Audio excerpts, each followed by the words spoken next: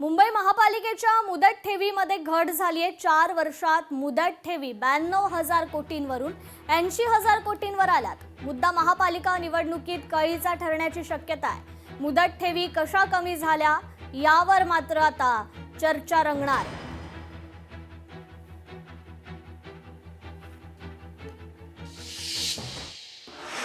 Don कौन है? जिल्हा परिषद निवडणुकीनंतर दाखवून देऊ आमदार महेंद्र दळवींनी सुनील तटकरेंना हा टोला लगावलाय। सुनील तटकरेंनी केलेल्या डान्सवरून ही टोलेबाजी झाली आहे। आपली निवडणूक झाली की तटकरे गिअर बदलतात, मी पण त्यांच्या वरचा डॉन, वेळ येईल तेव्हा दाखवून देईन। मुरुड महोत्सवात खासदार सुनील तटकरे यांनी केलेल्या मेहू डॉन या डान्सवर आता महेंद्र दळवी यांनी ही टोलेबाजी केली आहे।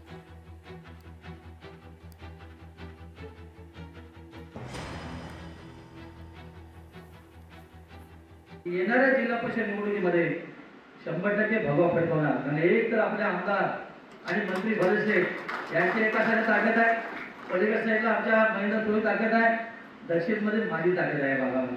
त्यामुळे ह्याचं समीकरण आपण गोळा केलं तर आपली बेरीज 30% पार होणार आहे। त्यामुळे कोणी डॉट म्हणावं, कोणी काय म्हणावं, याला बरोबर जिल्हा परिषदची निवडणूक झाली की आम्ही उत्तर देणार।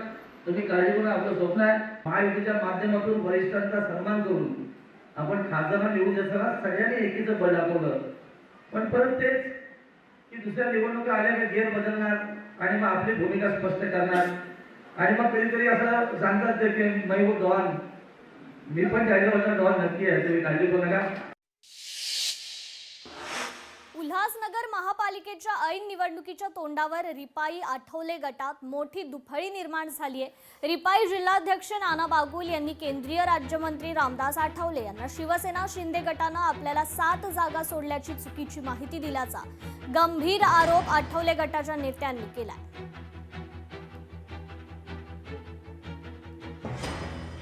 किसी भी मंच पे नाना बागुल को चैलेंज देता हूं कि मेरे से आके चर्चा करो।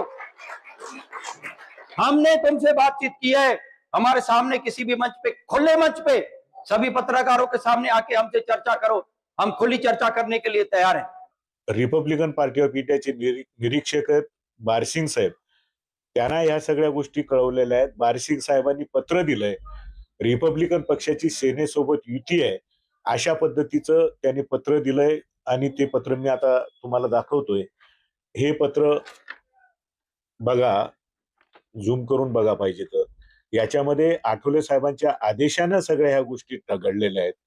आठवले साहेबांना त्यांनी सुरेश बारसिंग आमचे त्यांना जाऊन भेटलं आणि सांगितलं मी 7 जागा शिवसेनेतून घेतल्या आहेत।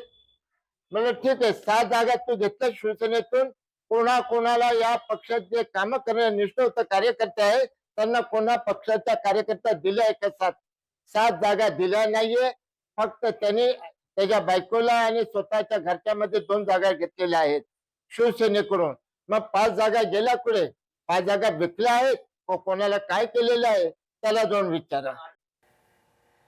कुलाब्यातील अर्ज भरतानाचं गोंधळ प्रकरण, या प्रकरणी आता महापालिकेचा अहवाल समोर आलाय। निवडणूक अधिकाऱ्यांची कृती अयोग्यच असल्याचं या अहवालात नमूद करण्यात आलंय। अर्ज प्रक्रियेतील गोंधळावर महापालिकेनं हा अहवाल दिलेला आहे। निवडणूक अधिकाऱ्यांकडे हा अहवाल पाठवलाय। निवडणूक अधिकाऱ्यांची कृती व्यवहार्य आणि प्रशासकीय दृष्ट्या अयोग्य असल्याचं म्हटलं गेलंय।